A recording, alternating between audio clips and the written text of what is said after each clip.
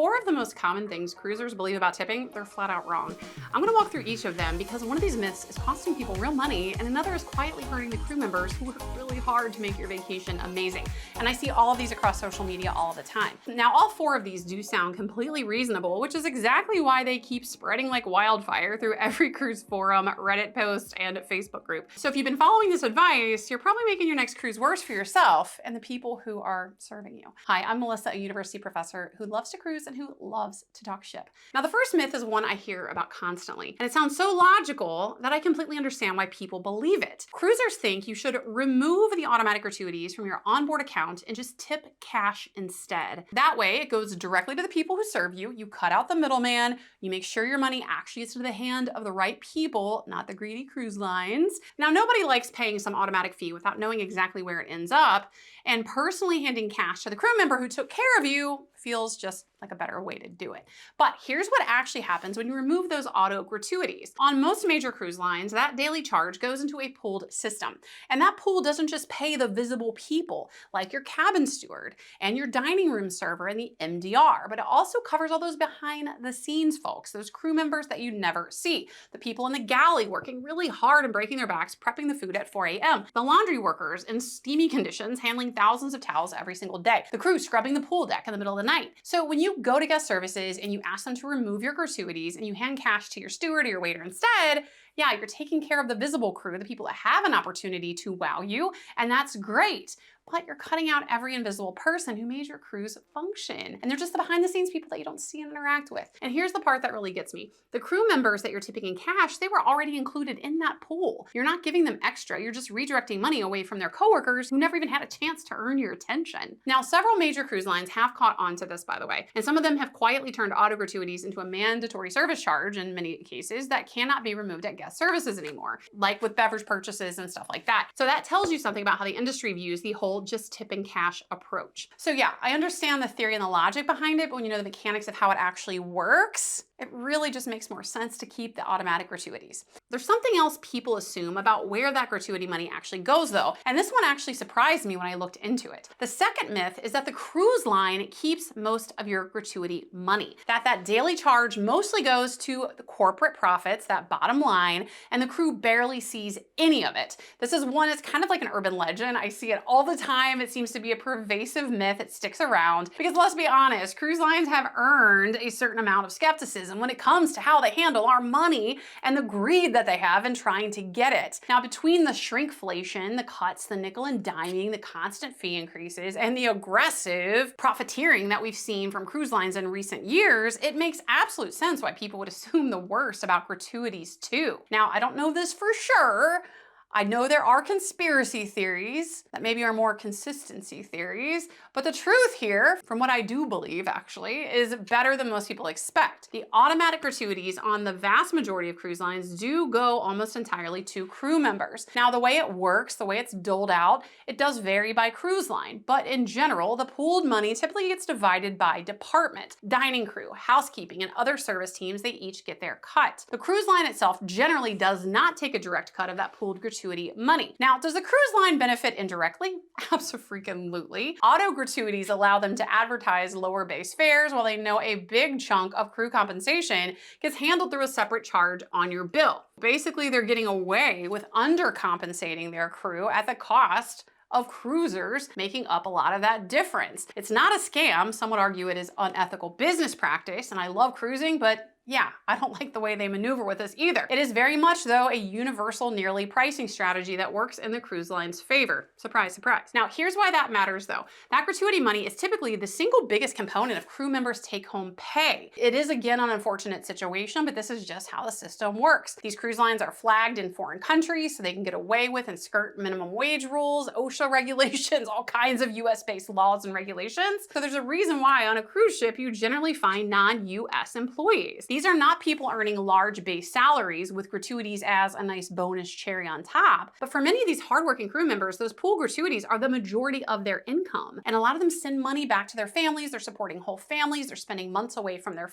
families on a cruise ship. So the gratuities do get to them and they do depend on them. So if you've been holding back because you assume the cruise line was pocketing your gratuities, I would say let that one go. Now, never say never. Cruise lines do some shady things, but I personally choose to believe that what they say is true, that they don't take a cut. Now, this next myth is where things get a little uncomfy because this is the one that some people use to justify that has real consequences for real people. The third myth is that tipping on a cruise is optional, so it's perfectly fine to skip it entirely. So I'm not talking remove gratuities and pay in cash instead, but I'm talking about just don't tip at all. And technically on most cruise lines, yeah, that is true. You could walk up to guest services, you can ask to have those auto gratuities removed from your account. Nobody's gonna stop you, no one's gonna make a scene about it. You might get a side eye or two, but the fact that you can do this doesn't mean that there aren't consequences when you do. Cruise ship crew members work really hard, as I mentioned.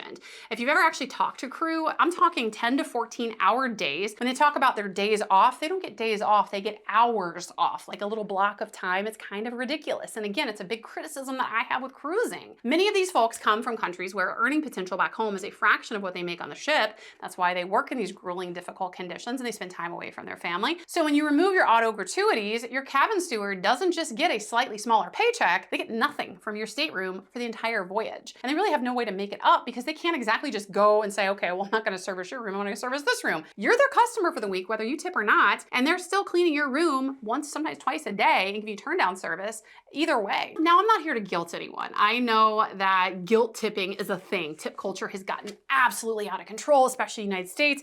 And if you cruise on certain cruise lines that are not US based, like MSC, it might be a little more easier to say, okay, well, it's not an American company, they don't have American culture. The tipping thing shouldn't be such a thing here. And if you genuinely did have absolutely terrible service, then I can kind of understand. That's a different conversation.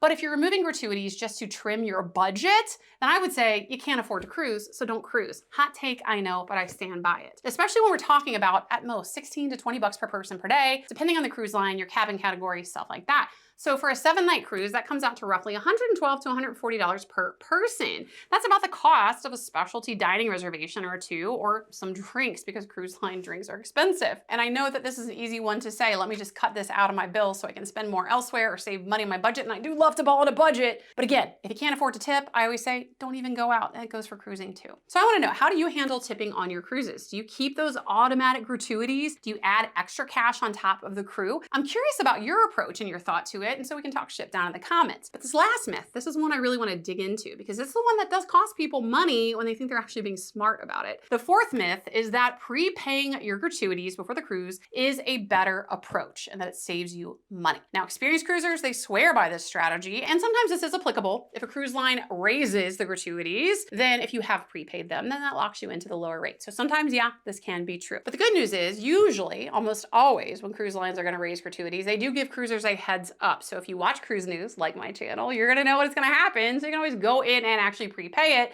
to avoid paying the higher rates. But as a business professor, I am big on the concept of the time value of money. And if I don't have to pay it in advance, I'm not gonna give the cruise line my money interest-free, especially for a cruise that I book sometimes a year out, to just let them sit on my cash. No, I'm gonna pay for it on the actual cruise at the end of the cruise when it hits my stateroom bill. And some cruise lines actually call these prepaid gratuities. But friends, you don't have to prepay. And for the reasons I stated, I encourage you not to prepay, with again the exception of if a cruise line does jack up the gratuities. And in fact, I wish all cruise lines would go the way of Virgin Voyages, well, at least the way that they used to do it, where they include gratuities in all the fares. And if you want to leave a standard additional cash tip, then you go ahead and do that, but it's not otherwise required.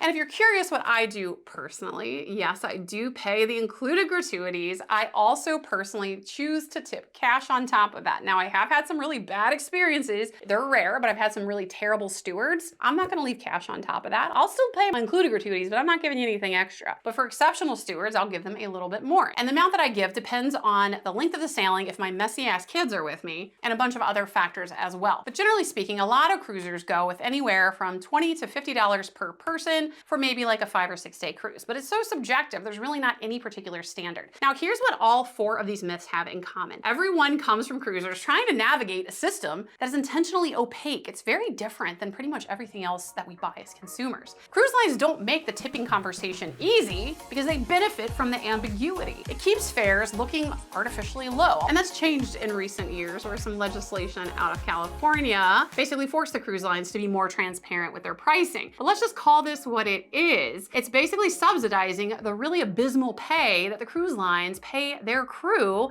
and it comes off of the backs and out of the wallets of cruisers like us.